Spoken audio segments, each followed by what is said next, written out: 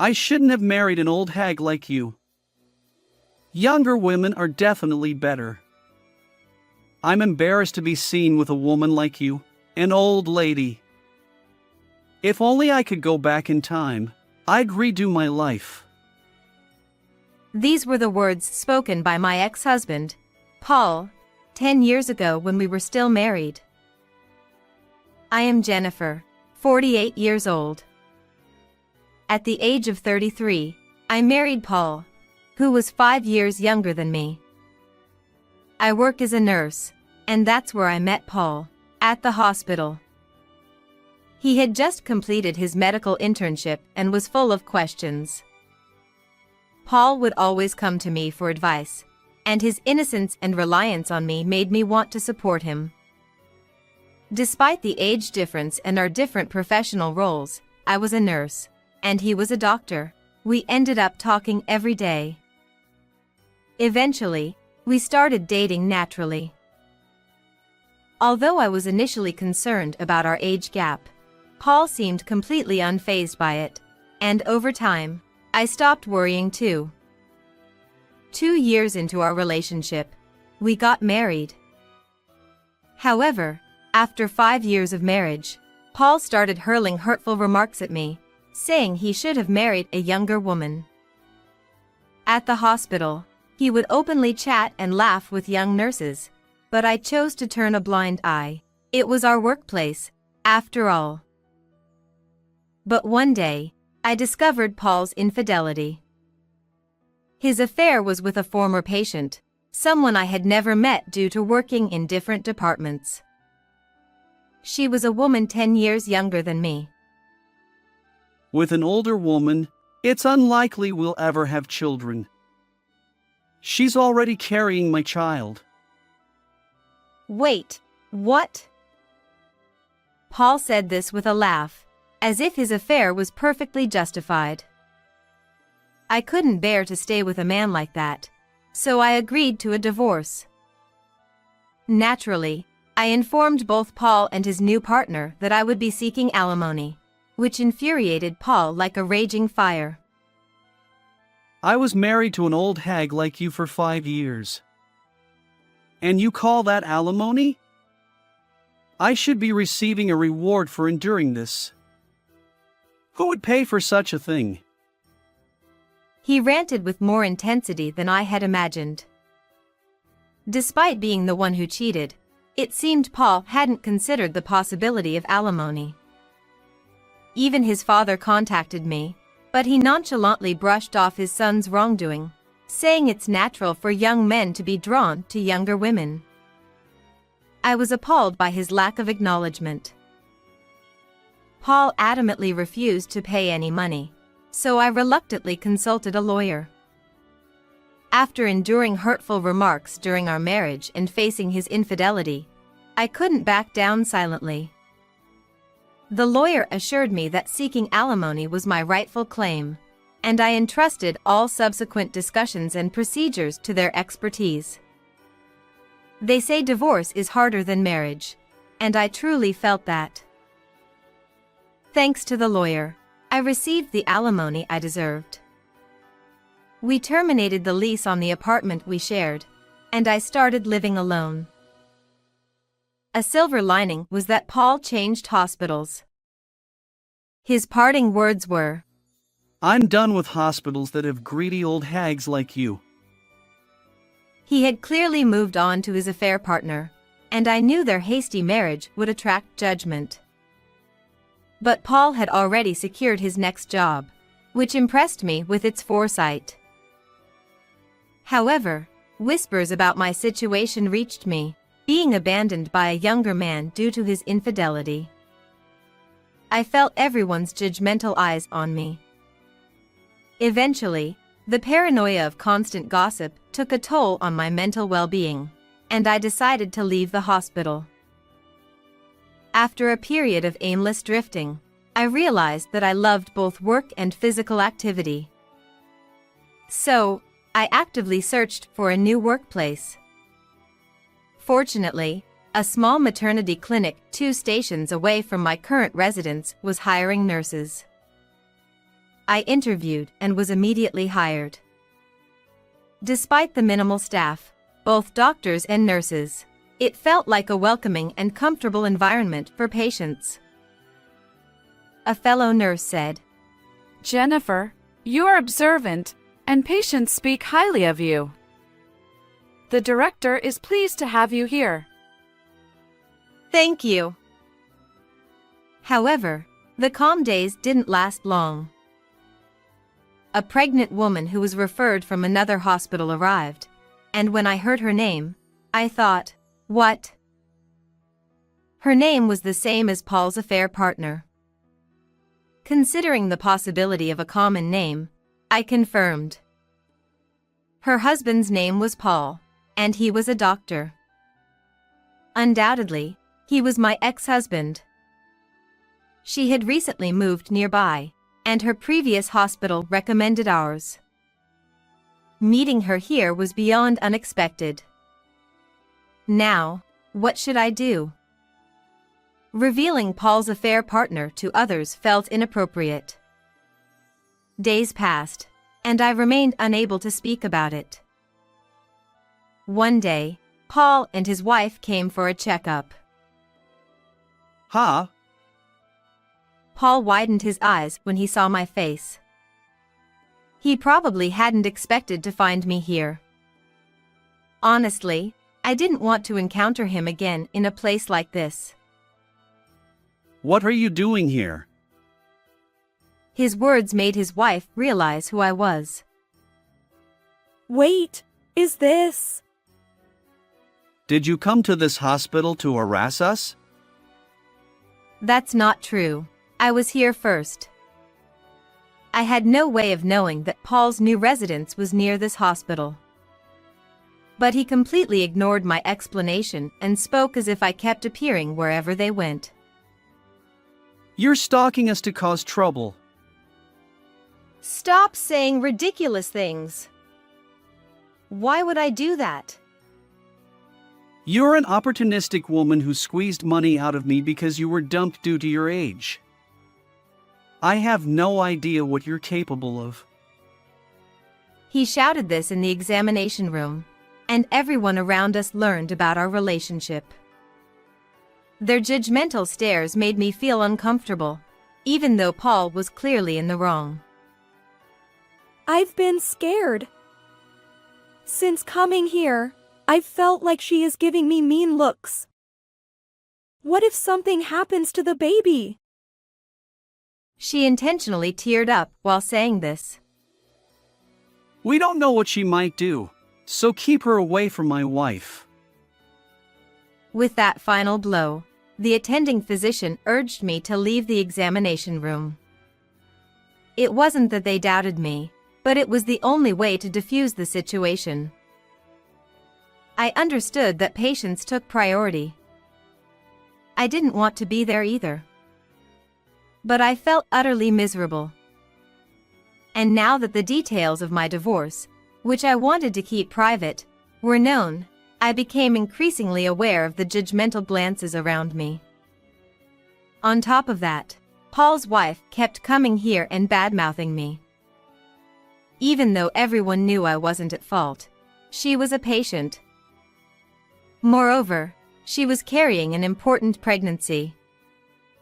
Balancing the need to avoid upsetting her and respecting her privacy left everyone speechless. Staying in this environment until her delivery, which was still over 6 months away, seemed unbearable. Despite it being a good workplace, I submitted my resignation to the hospital. It's unfortunate, but it can't be helped. The director's expression hinted at relief. I hadn't done anything wrong, yet I wondered why I had to endure such treatment. Exhausted by everything, I couldn't bring myself to search for another hospital job, so I returned to my parents' home. My parents welcomed me without saying much. For a while, I couldn't bring myself to do anything, but I felt guilty just staying at home without contributing. So, I decided to take a part-time job at a nearby supermarket. It was my first time working outside of a hospital, and it felt refreshing, a change of pace. Although I loved being a nurse and found it fulfilling, the weight of responsibility in a workplace where lives were at stake was immense. I never had a day off from being vigilant. Living away from that environment was good for my mental well-being. I wanted to avoid burdening my parents, so I tried to manage on my own. Looking back, I wished I had returned home sooner. Around 3 years later, while still living with my parents, I received an offer to become a full-time employee at the supermarket. They recognized my hard work, and I was genuinely happy to accept the position. Then, for years after that, I was approached with a matchmaking proposal. Would you be interested in meeting someone for an arranged marriage? Excuse me? We have a suitable match for you. The person who brought up the topic was the head of the main store. I was 45 years old at the time and had no intention of remarrying, so I politely declined. However, the manager insisted. The potential partner was also 47 years old, divorced like me, and the reason for their divorce was infidelity, similar to my situation. It seemed to have happened about 20 years ago. Despite my initial refusal, I ended up agreeing to the arranged meeting. Since we were both older, we decided to meet directly without intermediaries. When I arrived at the designated restaurant, matchmaking partner was already there. As I entered the room, he suddenly stood up and knocked over his chair. Oh! His face turned bright red. I couldn't help but laugh. It felt like something out of a novel. I'm Edward. Thank you for coming today. Nice to meet you. I'm Jennifer. Perhaps due to the initial accident, we quickly became comfortable with each other. I learned that Edward had visited our supermarket during a business trip and had fallen for me at first sight. He had convinced the department manager to arrange this meeting.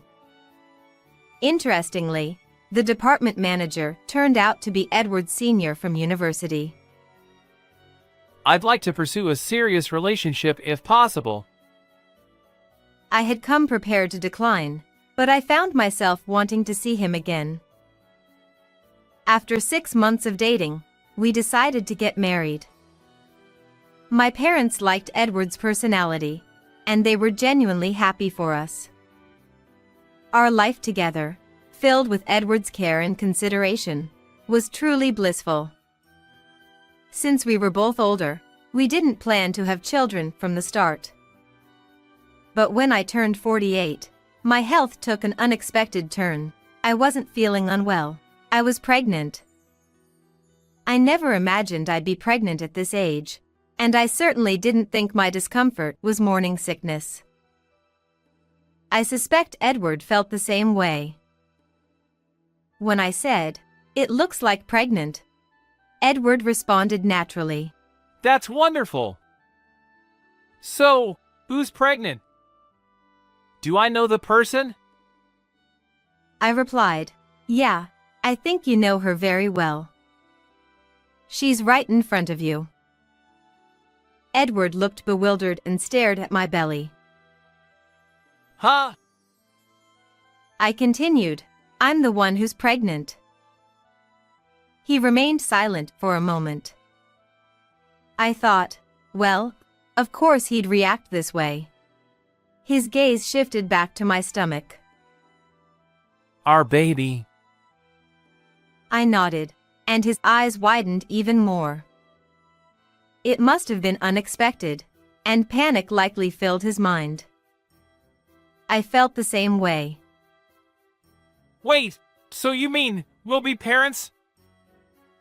Yeah, it seems that way. Really? Yes. He exclaimed. Wow! a voice I'd never heard before, as he hugged me tightly. Unbelievable! It's a miracle! I asked, "Is it okay if I go through with it?" While I had never considered not having the baby, my age was a factor. Thinking about the future made me anxious. Even at the hospital, they asked, "What will you do?" I understood that advanced maternal age carried risks for both mother and child. Not everyone would agree with our decision. People might question how old we'd be when our child turned 20. The uncertainty of parenting at this age also worried me. Still, I couldn't bear the thought of ending a life that had taken root. What are you saying? Of course it's natural. His immediate response made me happy. I believed it reflected Edward's genuine feelings. However, after a while, he started worrying about my health. Even for a man like Edward, I could imagine the potential challenges.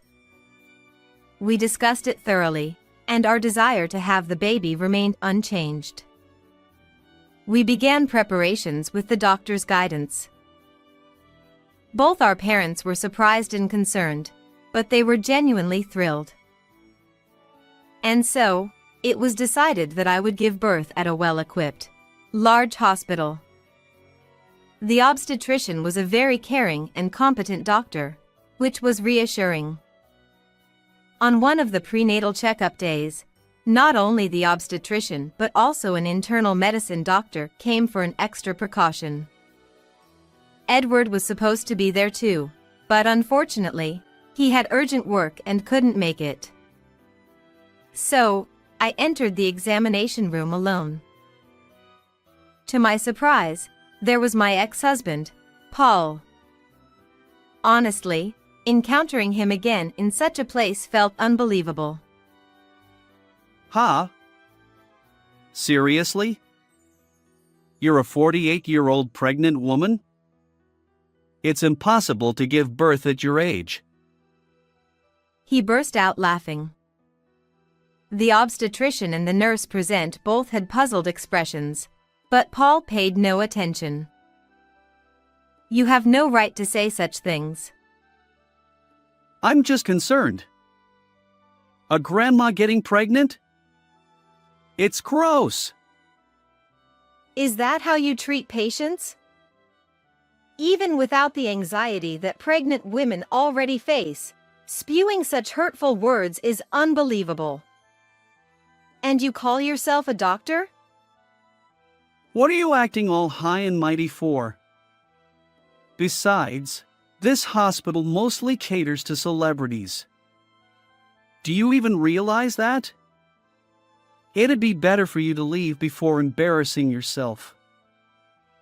Doctor! I'll leave without being told. Giving birth in a hospital where doctors like you work? No way. Yeah, just go. Doctor, this lady is the wife of the Taylor Group's significant donor son's wife. To be precise. Huh? You might not know her since you're new here. This can't be true. But she's my... We're complete strangers. Nevertheless, your recent remarks were way out of line. As Mrs. Taylor said, it's hard to believe a doctor would say such things. Well, Edward walked in just as Paul turned pale. Sorry for being late. My wife was... The tension in the room was palpable. Edward seemed to sense something, observing my angry expression, Paul's pale face, and the overall atmosphere. What's wrong? I was told by this doctor, Paul, that it's disgusting to give birth at 48. What? Hearing those words, Edward's expression changed instantly. And when I said Paul, He probably realized that this man was my ex-husband Paul. I had told him about my previous marriage, and he knew Paul's name and profession. You're Paul, right? You insulted my wife? No, that. How can you insult a patient like that? What kind of hospital is this? I can't trust this hospital with my precious wife and unborn child. As Paul finished speaking, the nurse who had left earlier came back with the director. Mr. Taylor! I heard there was some rudeness, but... Director. Director, I thought this was a reliable hospital because my father recommended it, but I didn't know they had a doctor like this. It seems I chose the wrong hospital. I'm very sorry. No, that's not true. This man is not our doctor. Huh? I just fired him. Director, what are you? I didn't know he was such a person. I just let him in because a friend asked me to. We don't need a doctor who spits out such insults. He will never appear in front of Mr. Taylor again. Hey, Director. What are you saying? Shut up and be quiet. You get out of here right now. Don't ever come near our hospital again. Hearing the director's words, No! No! I won't leave. No! the obstetrician who was there dragged Paul out of the hallway. The director apologized so pitifully that we regained our composure and sat back down. But Edward was still angry and asked, Did you kick him out because my father donated to this hospital? If not, would you let a doctor like him run wild? The director shook his head and said no to Edward's words. Actually, Paul had only been at this hospital for a week. Paul's father was the director's classmate, and they had a reunion the other day, and he asked him to hire his son. He had no idea he was such a person, and he looked truly sorry. Not all the doctors at this hospital were like Paul. The obstetrician in charge was a very good doctor. If Paul wasn't there, I would want to give birth here, I said, and Edward agreed. Edward's father was the president of a large company with branches all over the country, and he donated part of his profits to medical and welfare facilities. His mother had been seriously ill when she was young and had been taken care of by this hospital, so he donated a lot of money. That's why his father recommended this hospital for my delivery. A few days later, Paul contacted me and begged me to ask the director to hire him back. If you ask for him, maybe he'll reconsider. He had often offended patients with his arrogant attitude and had been hopping from one hospital to another. I couldn't believe he kept making the same mistakes. His father had told him that if he got fired again, he would have no future. But I couldn't help wondering if his father's leniency had made him such a man. Edward was next to me when Paul called. He snatched the phone from me and yelled at Paul, threatening to report him to the police for harassment if he ever contacted me or came near me again. He must have been scared, because he never called again. Sometime later, I stopped by a convenience store on my way back from the hospital and saw Paul working there.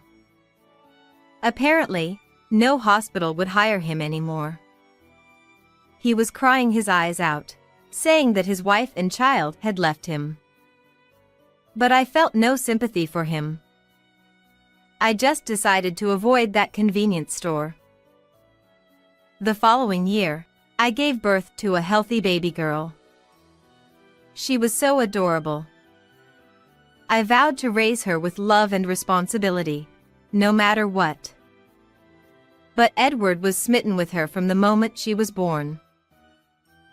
He seemed to be a very sweet father, so I had to be careful. How did you like this story? Please subscribe to our channel. See you in the next video.